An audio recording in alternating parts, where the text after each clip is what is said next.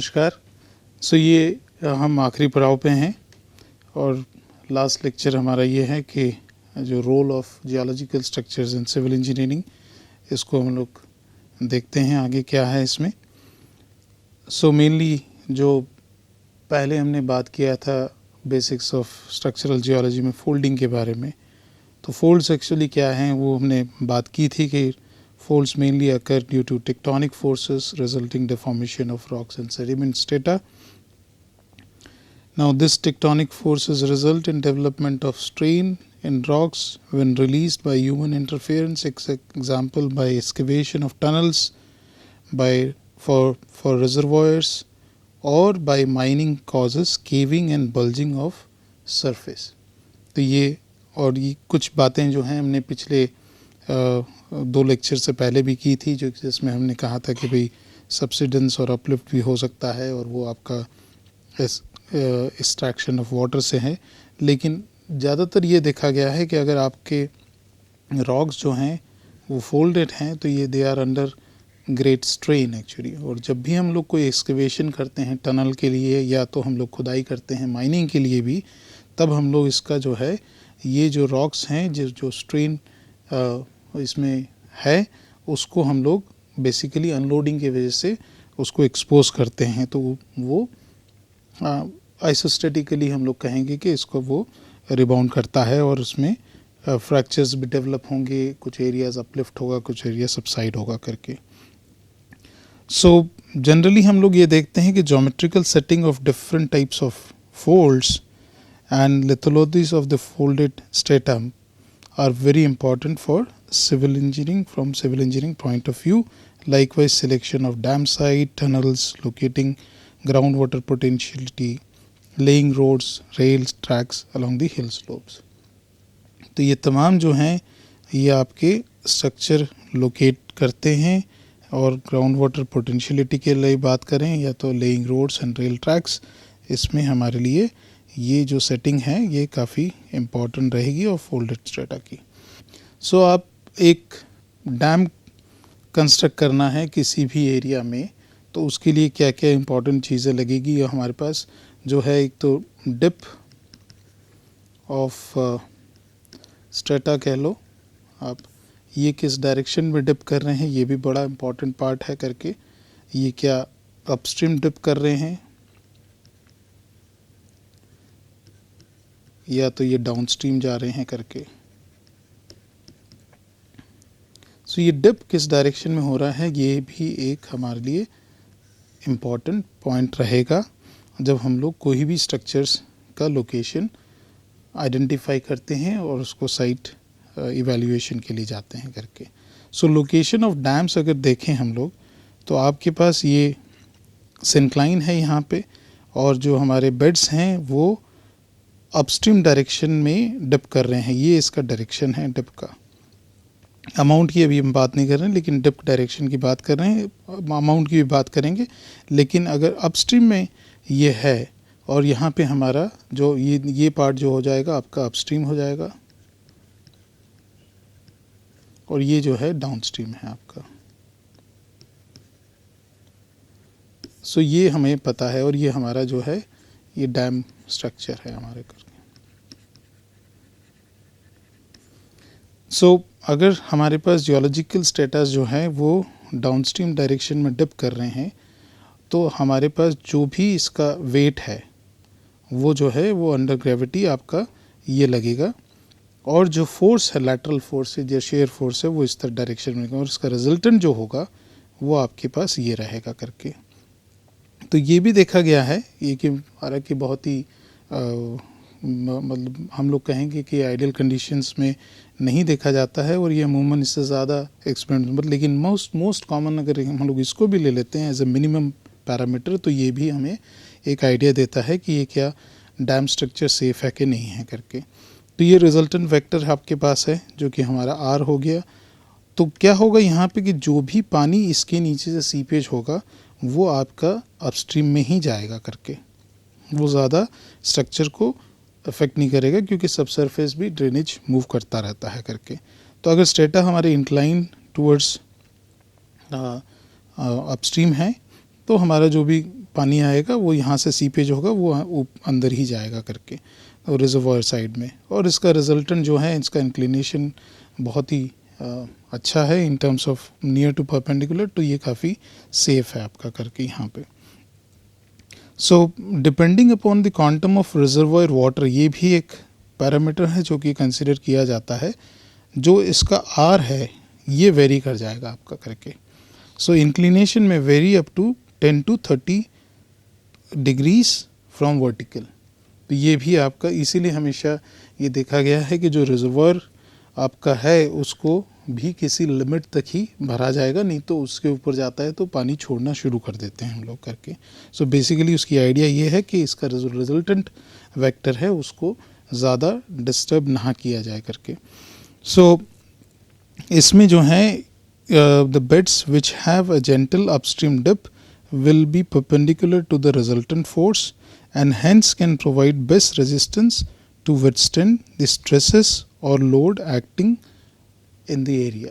तो ये काफ़ी अच्छी conditions कही जा सकती है करके इसके लिए। डैम्स ओवर अनडिस्टर्ब्ड और हॉरिजॉन्टल बेड्स अगर ले लें हम लोग, तो इसमें भी जो है इसमें कुछ इश्यूज आएंगे हमारे, जो कि हमारे जो पर्कुलेशन होगा, क्योंकि हॉरिजॉन्टल बेड्स हैं तो पर्कुलेशन होने की वजह से कुछ प्रेशर जो है वो हमारे जो स्ट्रक्चर है उसको लग सकता है और ये अपलिफ्ट कर सकता है, that is what we will call.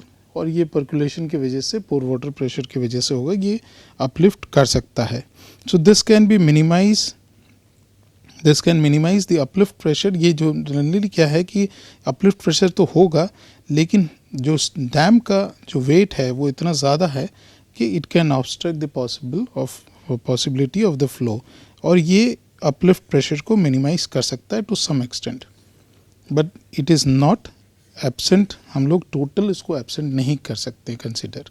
तो ये दूसरा केस हो गया। तीसरा केस जो था तो ये हमारे पास है, एक तो जो हमारे पास बेड्स हैं जो डिप कर रहे थे अपस्ट्रीम डायरेक्शन में, अब यहाँ पे है हमारे पास ये डाउनस्ट्रीम डायरेक्शन में है।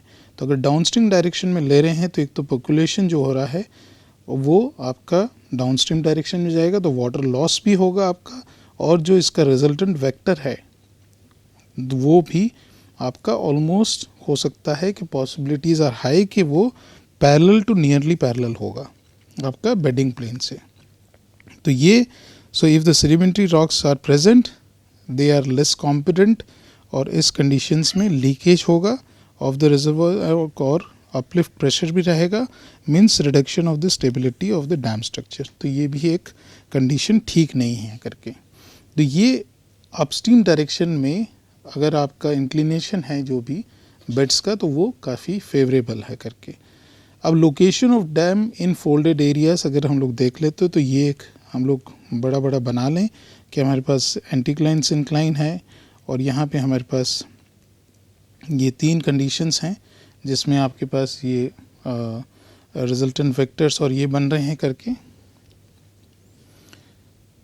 तो ये फेवरेबल अनफेवरेबल कंडीशंस जो हमने बताई वो उस बेसिस पे आप देख सकते हैं करके। तो ये डाउनस्ट्रीम में ये अनफेवरेबल है और ये आपका फेवरेबल कंडीशन है, ये भी अनफेवरेबल कंडीशन है आपकी।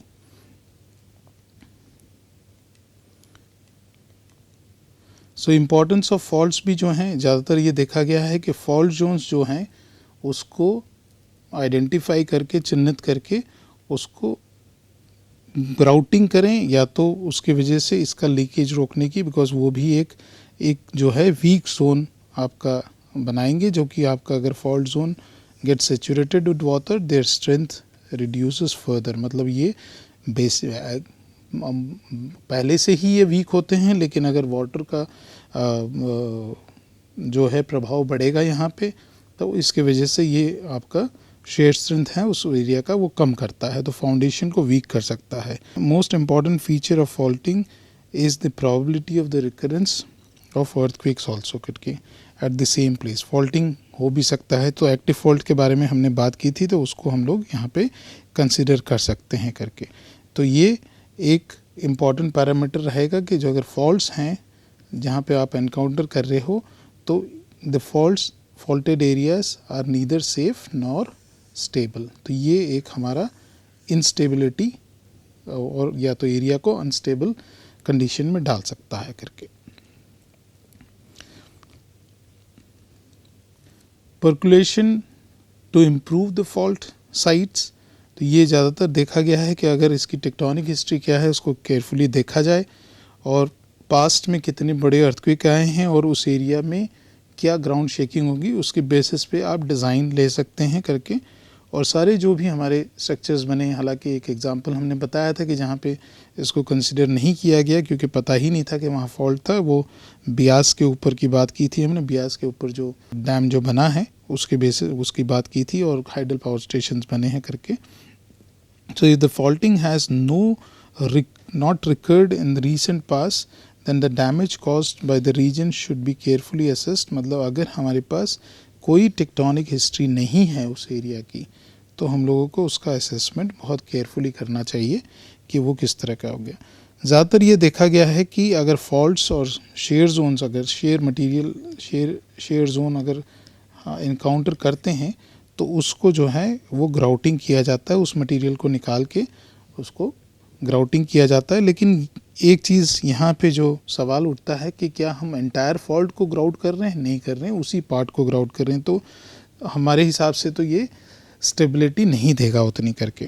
सो अगर उस एरिया में शेयर जोन बहुत ही थिक है या तो बहुत ही शटर्ड है मटेरियल, तो दो लूज मास जो है उसको हटा के उसमें कंक्रीट किया जाता है ताकि उस पोर्शन में, उस एरिया में उसकी स्ट्रेंथ बढ़ाई जाए करके। अब कंडीशन आती है आपकी फॉल्ट्स की, जो कि हमने एक पहले भी बात की थी कि अगर अपस्ट्रीम डाउनस्ट्रीम आपके पास फॉल्ट्स हैं तो मान लीजिए कि आपके फॉल्ट जो हैं उसका एक्सपोजर जो है वो डिप इस डायरेक्शन में कर रहा है, अपस्ट्रीम डायरेक्शन में, और वो रिजर्वायर एरिया में है, तो वे कंडीशन ए होगी आपकी ए डैश। अगर मान लो कि ले लें हम लोग, दूसरा फॉल्ट है यहाँ पे जो है वो स्ट्रक्चर के डाउनस्ट्रीम में है और स्ट्रक्चर्स को क्रॉस भी नहीं कर रहा है, तो इस कंडीशन में A dash is dipping in upstream direction and B dash is in downstream direction. So both are far away from the main structure, so such faults are not harmful unless tectonic history indicates any activity। तो अगर इसमें कोई activity नहीं है तो हम लोग कहें कि नो टेक्टोनिक एक्टिविटी, ये हिस्टोरिकली हमको पता नहीं है और इसकी कोई हिस्ट्री नहीं है, तो हम लोग कहेंगे कि ये जो एरिया है ये सेफ है। लेकिन अगर ये फॉल्ट भी मूव करते हैं, मतलब ये वाला फॉल्ट भी मूव किया और ये वाला फॉल्ट अगर मूव करने की क्षमता रखते हैं और अर्थक्वेक ट्रिगर कर सकते हैं, तो इसका हमको ये देखना पड़ेगा कि इसकी वजह से ग्राउंड शेकिंग कितना होगा, ग्राउंड एक्सेलरेशन कितना होगा इस स्ट्रक्चर के लिए। तो वो देख के हमको उस हिसाब से जो सिविल इंजीनियर्स हैं उसको डिज़ाइन करेंगे करके। अगर मान लीजिए कि फॉल्ट जो है ये तो अपस्ट्रीम डायरेक्शन में डिप कर रहा था और ये वाला जो था वो डाउनस्ट्रीम डायरेक्शन में डिप कर रहा था, तो इसका डायरेक्शन दोनों का अलग था। अब दूसरा ही एक फॉल्ट हम लोग लें जो कि डिप जो है वो इस डायरेक्शन में कर रहा है और वो कहीं ना कहीं यहाँ पे इस पॉइंट पे आपका स्ट्रक्चर भी आ रहा है करके, और दूसरा फॉल्ट है वो भी ऐसे ही है, उसका भी यहाँ पे ये आपका स्ट्रक्चर को क्रॉस करेगा करके। और या तो हम लोग कहें कि ये पूरा एरिया जो है ये आपका स्ट्रक्चर के नीचे यहाँ पे है ये वाला, और ये वाले में आपका ये पूरा एरिया जो है ये आपको स्ट्रक्चर को आपको ले रहा है करके, ये वाले में भी। सो ये कंडीशंस में, और एक फॉल्ट यहाँ पे है आपके पास जो कि आपका जो स्ट्रक्चर के बिल्कुल नीचे है करके, और दूसरा वाला जो है ये भी स्ट्रक्चर के नीचे है, हालांकि ये इस डायरेक्शन में डिप कर रहा है और ये इस डायरेक्शन में डिप कर रहा है। तो dip towards upstream but close to the structure, dip towards downstream plus close to the structure और बीनीथ द स्ट्रक्चर हम लोग कहें। और ये बी वाले पॉइंट से जो निकल रहे हैं आपके दो फॉल्ट्स हैं, वो आपकी इस तरह से डिप कर रहे हैं कि वो क्रॉस हो रहे हैं और स्ट्रक्चर उसके ऊपर बैठा हुआ है। तो अगर ये सिचुएशन है तो ये क्या सेफ़ है अनसेफ है, इसके बारे में ये दोनों के दोनों जो हैं ये अनसेफ हैं, बिकॉज इस पे जो भी ग्राउंड एक्सेलरेशन आएगा वो इसको अफेक्ट करेगा करके। तो ये वाला दोनों ये फॉल्ट हैं आपके, ये वाले, ये हो गया आपका, ये हो गया और ये हो गया और ये वाला, ये चारों जो फॉल्ट्स हैं ये सेफ नहीं हैं, ये अनसेफ है फॉर द स्ट्रक्चर। अब आते हैं टनल्स पे। तो टनल्स का क्या है करके, mainly tunnels are underground passages mainly जो हम लोग देखते हैं। और इसको क्यों किया जाता है, क्योंकि एक तो हम लोग ट्रैफिक रेगुलेट कर सकते हैं और डिस्टेंस रिड्यूस कर सकते हैं, जो कि हिली टेरेन्स में कुछ देखते हैं कि अगर हम लोगों को इस तरह से ट्रैवल करना पड़ रहा है काफ़ी लंबा, और अगर टनल डाल दिया तो हम लोग सीधा सीधा यहाँ से ये डिस्टेंस को हम लोग शॉर्ट कर सकते हैं और ट्रैफिक भी रेगुलेट हो जाएगा। तो टनल्स का ये काम है कि हम लोग जो है ट्रैफिक को जितना जल्दी हो सके मूव कर सकें और डिस्टेंस को भी रिड्यूस कर सकें। इसलिए आजकल जो है हमारे हिली एरियाज़ में टनल्स को ज़्यादा महत्व दिया जा रहा है और काफ़ी टनल्स बन रही है। तो टनल्स क्या है, इकोनॉमिक एस्पेक्ट्स अगर देखते हैं तो लेकिन इकोनॉमिक्स और टनल म्यूचुअली एक दूसरे को अपोज करते हैं, क्योंकि अगर आप कुछ ऐसे जियोलॉजिकल स्ट्रक्चर्स के अक्रॉस आ गए हैं जहाँ पे आपका टनल का अलाइनमेंट है तो वो आपको दिक्कत में डाल सकता है और टनल आगे प्रॉब्लम दे सकती है, सीपेज भी हो सकता है, कोलैप्स भी हो सकता है।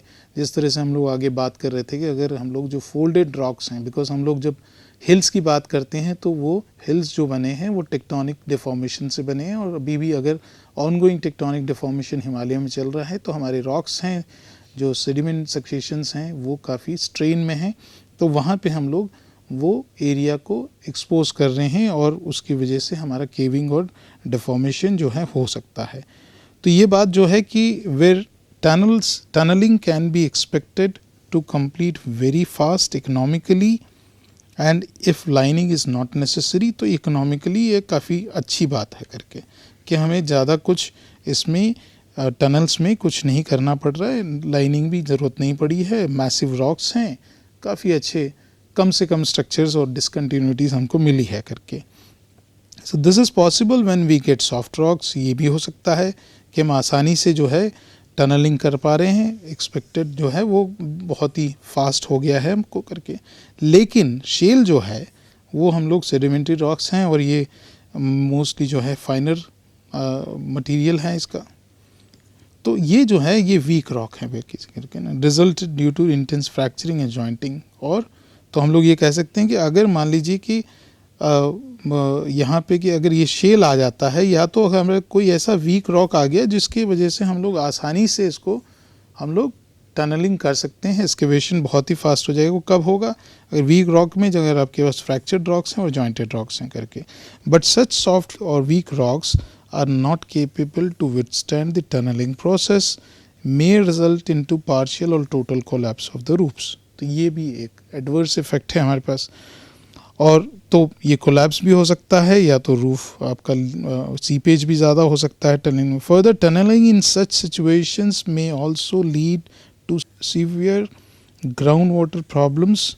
To avoid this lining is done, और ये काफ़ी एक्सपेंसिव रहती है। तो मतलब अगर मान लीजिए कि आपके पास आप टनल बना रहे हैं, यहाँ पे आपके पास काफ़ी फ्रैक्चर्स हैं इसमें, तो ये आपका सीपेज काफ़ी प्रॉब्लम देगा। हालांकि लाइनिंग हम लोग देते हैं, लेकिन लाइनिंग जो होती है उसको वो काफ़ी एक्सपेंसिव हो जाएगी आपकी। तो ये मान लीजिए आपका स्ट्रक्चर है और यहाँ पे आपके पास फ्रैक्चर्ड रॉक्स हैं, तो इसको कोशिश करेंगे कि इसको हम लोग जो है लाइनिंग दे के इसको प्रोटेक्ट करें, लेकिन ये अल्टीमेटली आपका एक्सपेंसेस बढ़ा देगा करके। तो ये एक चीज़ जो है हम लोगों को ध्यान में रखनी पड़ेगी जब हम लोग एक्सकेवेशन कर रहे हैं। तो वीक रॉक आया तो हम लोग बहुत खुश हो जाएंगे कि बहुत फास्ट हमारी टनलिंग हो रही है और एक्सपेंसेस जो है वो कम आएंगे इसमें, लेकिन एक्सपेंसेस यहाँ पे बढ़ जाएंगे जब हमको इसमें लाइनिंग देनी पड़ेगी करके। So on other hand excavation in hard rocks, तो हम लोग हार्ड रॉक्स को देखते हैं कि भाई हम मैसिव रॉक्स देखें और हार्ड रॉक्स में हम लोग टनलिंग करें और ऐसे एरिया सेलेक्ट करें जहाँ पे हार्ड रॉक्स ही आए, सॉफ्ट रॉक्स ना है। लेकिन ये भी एक जो है वो इशू आ जाएगा, कॉस्ट इफेक्टिव नहीं रहेगा, ये बहुत ही एक्सपेंसिव रहेगा। लेकिन इसमें ये है तो प्रोसेस स्लो होगा, कॉस्ट एक्सपेंसिव होगा, लेकिन टनलिंग में लाइनिंग की ज़रूरत नहीं होगी फिर करके। So it hence do not require lining. तो ये एक है। Tunnelling in igneous rock specially in softer ones, कौन से रॉक्स हैं आपके? वेसिकुलर और एमिग्डोलाइटल बेसाल्ट्स हैं, बेसाल्ट सॉफ्टर हैं as compare to granite and all that, so are competent and suitable for tunnelling है आपके लिए। अब ये एग्जाम्पल है एक तालघाट का एक टनल था, in Talghat on Bombay Delhi railway line यहाँ पे किया गया था, and in Borghat on Bombay Pune line where excavation through amygdaloidal basalt without any problem, मतलब टनल किया गया तो कोई इशू नहीं आया वहाँ पे करके। लेकिन tunnelling through sedimentary rocks thick beds हैं तो आपके पास उसको अगर वेल सीमेंटेड हैं, सिलिशियस और फेरोजिनियस सैंडस्टोन है जो कि सीमेंटेशन आपका अच्छा है, are most competent and better for tunnelling. Whereas argillaceous rock जो हम लोग शेल की बात कर रहे थे, दिस आर आर्जिलेशियस रॉक्स, या तो आपके पास सैंडस्टोन है, finer sandstone are weak and undesirable. तो ये भी देखना है कि हमको हमारे पास जो रॉक जो सेडिमेंट्री रॉक्स हैं उसका सीमेंट क्या है, सिलिशियस और फेरोजिनियस है तो काफ़ी अच्छा वो टनलिंग के लिए होगा करके। एग्जाम्पल ये है Ramganga diversion tunnel in Himalayas was excavated through poorly cemented sandstone which became more soft due to interaction of water cost roof fall in that. Okay, so Umiam Barapani का एक टनल था मेघालय में, also face the same problem soon after the excavation. So इस तरह की problems देखी गई हैं, तो डिपेंड करता है कि हम किस रॉक टाइप के थ्रू टनलिंग को लाइन अप करते हैं, अलाइन करते हैं, हमारे लिए ये इम्पॉर्टेंट है। Limestone are hard but more and more durable but can result into caving, जो हमने पिछले लेक्चर में हम लोग बात कर रहे थे कि कास्ट टोपोग्राफी है, डिसोल्यूशन एक्टिविटी काफ़ी होती है, सबसरफेस इरोशन जो है डिसोल्यूशन की वजह से होता है, तो ये केविंग इफेक्ट कर सकता है लाइमस्टोन में। तो हमने देख रहे हैं कि हम लोग सैंडस्टोन और उसमें भी देखा कि और इग्नियस रॉक्स में कि अमूमन जो कुछ ही रॉक्स हैं जो कि हमारे लिए फेवरेबल हैं, otherwise they are unfavourable, but उसको ट्रीट करके आगे जा सकते हैं हम लोग करके। मेटामॉर्फिक रॉक्स जो हैं फोलिएटेड अनफोलिएटेड होते हैं आपके। So gneissic are very much similar to granite, काफ़ी मैसिव रहता है नाइसिक रॉक का, and in terms of compaction, durability and workability हो गया आपका। So hence can withstand the tunnelling process without any lining. Granite आया तो भी बढ़िया है, नाइस आया तो भी अच्छी बात है करके मेटामॉर्फिक रॉक्स में। Also gneissic structure facilitate excavation, okay, and cysts and phyllites are highly foliated and soft, easy to excavate but need proper lining। तो ये जो है आजकल जो हम लोग देख रहे हैं कि कुछ टनल्स में प्रॉब्लम्स आ रही हैं, वो इसी वजह से आ रही है कि we put a tunnel alignment across हमारा जो सिस्ट एंड फिलाइट्स पे करके, और ये हमें हायर हिमालयाज़ में काफ़ी देखते हैं, लेसर और हायर हिमालयाज़ में। क्वार्टजाइट्स जो हैं ये मेटामॉर्फिक रॉक है, हार्डेस्ट है and difficult to excavate, no need of lining. तो ये ग्रेनाइट की तरह ही है आपका करके, ग्रेनाइट और नाइस की तरह है, लेकिन ये काफ़ी उस मतलब ग्रेनाइट और नाइस से भी काफ़ी मैसिव होता है ये करके।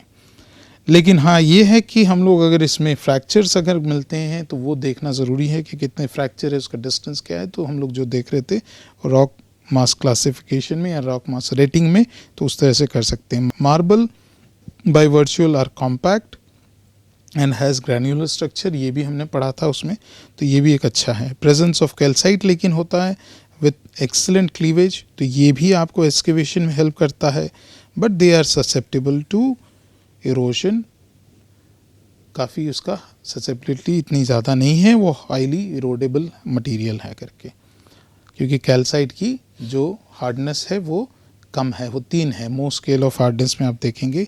स्लेट है एक, ये भी मेटामॉर्फिक रॉक है जो कि हम लोग देखें, रेदर सॉफ्ट विथ टिपिकल स्लेटी क्लीवेज, लेकिन उसमें लाइनिंग की ज़रूरत पड़ेगी। तो हम लोग ये नहीं कह सकते कि हम हमेशा जो है वो ग्रेनाइट और क्वार्टजाइट्स के थ्रू ही निकलेंगे या नाइसिक के थ्रू ही हमारी टनल्स होंगी। हमारे पास डिफरेंट टाइप ऑफ रॉक्स आ सकते हैं, क्योंकि फोल्डेड सीक्वेंस के थ्रू हमको टनल लगाना है, क्योंकि माउंटेन्स जो हैं they are folded mountain chain, तो उसके थ्रू ही लगाना है, तो हमको इन चीज़ों का ध्यान रखना पड़ेगा करके। अब लोकेशन ऑफ टनल्स जो हम लोग देखें, जिस तरह की हम लोग बात कर रहे थे कि भाई जो डिफॉर्मेशन की वजह से ये रॉक्स काफ़ी स्ट्रेन में होते हैं और ये काफ़ी मतलब हम लोग कहें कि इसको हम लोग जब एक्सकेवेट करते हैं तो ये आपका स्ट्रेन जो है उसको अनफोल्ड करके आपका केविंग इफेक्ट हो सकता है करके। सो ये पॉसिबल ग्राउंड वाटर प्रॉब्लम्स हैं अगर हम लोग कोर में लगाते हैं, फोल्ड का कोर है, या तो आपका इवन सिंक्लाइन का कोर में लगाते हैं तो आपका सीपेज प्रॉब्लम बहुत ज़्यादा आ सकता है। तो ये एक अच्छी बात नहीं है इसके लिए, तो हमेशा इसको जो है वो अवॉइड किया जाता है। और ये देखा गया है कि जो आपका फोल्ड है उसका थिकेस्ट बेड है और वो कौन सा बेड है उसको अगर प्रॉपरली मैप किया जाए, मतलब क्या, क्योंकि हम लोग अगर ये इसको अगर 3 डायमेंशन में देखें तो इनिशियली जो है ये डिपोजिशन आपका हुआ था, ये हॉरिजॉन्टल फैशन में हुआ आपका। तो ये सैंडस्टोन शेल आपका अगर सीक्वेंस है यहाँ पे, तो ये सैंडस्टोन है आपके पास, यहाँ पे आपके पास शेल है, फिर सैंडस्टोन है आपके पास, फिर यहाँ पे आपके पास शेल है, फिर सैंडस्टोन है। तो ये कंटिन्यू कर रहा है इधर भी। तो ये जब फोल्ड होगा तो ये डिस्टेंस काफ़ी लंबा आपका कवर करेगा करके। तो ये देखते हैं कि ये शेल और सैंडस्टोन है, अगर तो सैंडस्टोन अगर है तो वो काफ़ी अच्छा है, जो हमने पहले भी बात किया। तो टनल को जो है वो अलाइन जो है इसके अलोंग कर देंगे करके, ये थ्रू एंड थ्रू आपका ये बेड निकलेगा। तो आप इसको जो है ये बेस्ट लोकेशन आपका रहेगा जो कि थिकेस्ट बेड में। और जो दूसरा एक ये है कि इसको लिम में लेंगे हम लोग, जो फोल्ड का लिम है करके, उसमें शेल में भी नहीं लिया क्योंकि शेल के बारे में हमने देखा लाइमस्टोन में भी नहीं ले रहे हैं। तो फोल्ड एक्सिस के पैरेलल अगर हम लोग चलते हैं और अगर ये टनल लगाया हमने तो ये काफ़ी अच्छा से कंडीशंस रहेंगी करके। ये कंडीशंस हमने देख रहे हैं कि इसमें पॉसिबल ग्राउंड वाटर फ्लो का इश्यूज़ रहेगा आपका करके। तो देखें कि अगर ये आप ध्यान से देखने की कोशिश करें तो ये बेड्स हैं आपके, ये जो हैं आपके, ये आपके बेड्स हैं यहाँ पे। और ये जो फोटोग्राफ मैं दिखा रहा हूँ आपको, ये बेड है आपका। ये फोटोग्राफ जो दिखा रहा हूँ ये आपका शिमला लाइन है जो कि अंग्रेज़ों के ज़माने में बनी है, और ये इसका ब्रिज है। ये आपकी यहाँ से ट्रेन ये लाइन जा रही है, यहाँ से भी थोड़ा दिख रहा है आपका, तो ऐसे जाके ये ऐसे जा रही है, और ये टनल है आपका ये वाला। ये टनल जो है ये फोल्ड लिम में लगाया गया है। तो ये काफ़ी अच्छी तरीके से इसको स्टडी करके इसको उसके लिम में लगाया है। तो आप देख सकते हैं कि this is the best location for putting the tunnels in folded mountains. So along the limbs or along the limb of the fold, इसको हम लोग देख सकते हैं करके। तो ये क्लोजअप है, आप देखेंगे इसको तो ये आपका ये है, और यहाँ पे आप देख सकते हैं कि ये बेड है आपका। तो इसी के बेड के अक्रॉस आपका इसको लगाया गया है, और ये लिम्ब है आपका।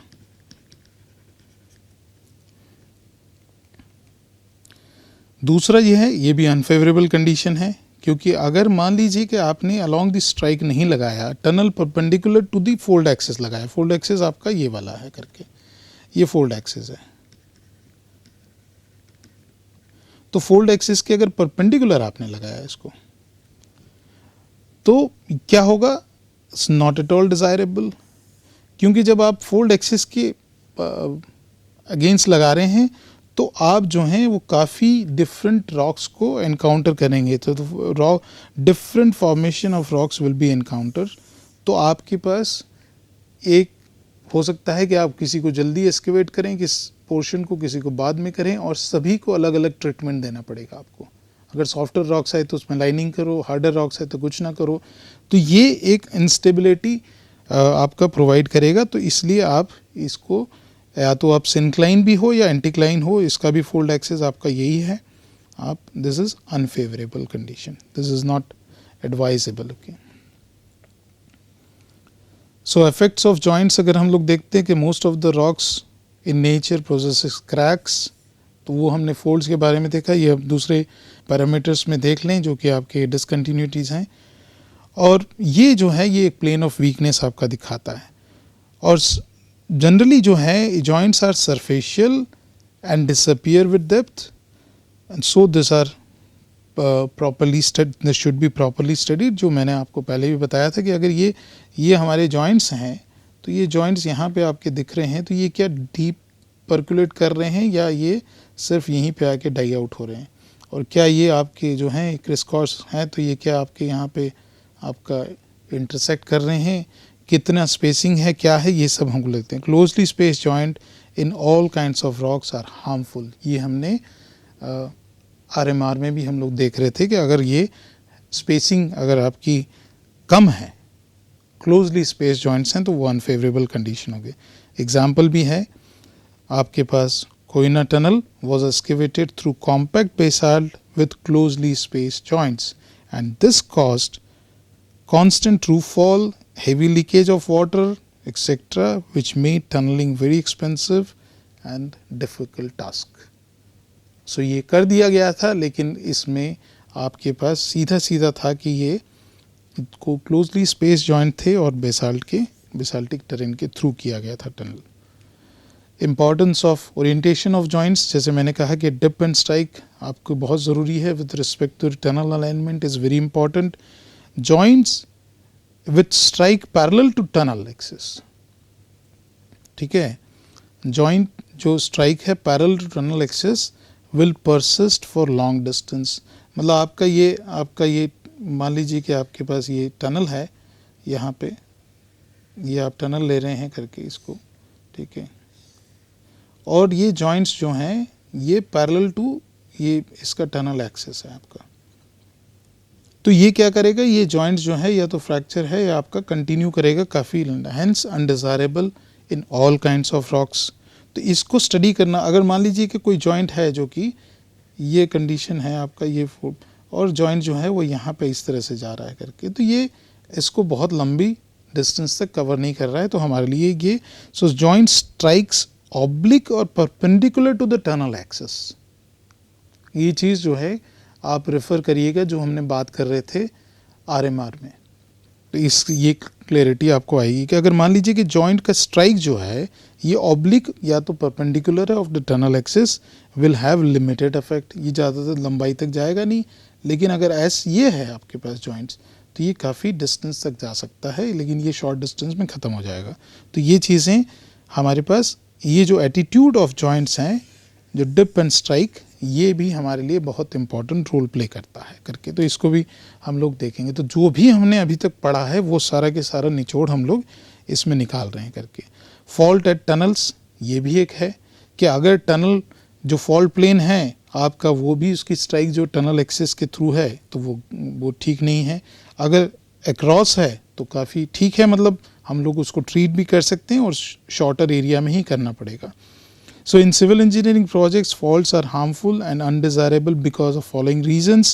Active fault zones are the places where there are scope of further or future recurrence of faulting. मतलब ये active fault जो है इसके बारे में हमने बात की थी, इसमें क्षमता है कि ये फ्यूचर में आपका भूकंप आ सकता है और ये स्लिप हो सकता है।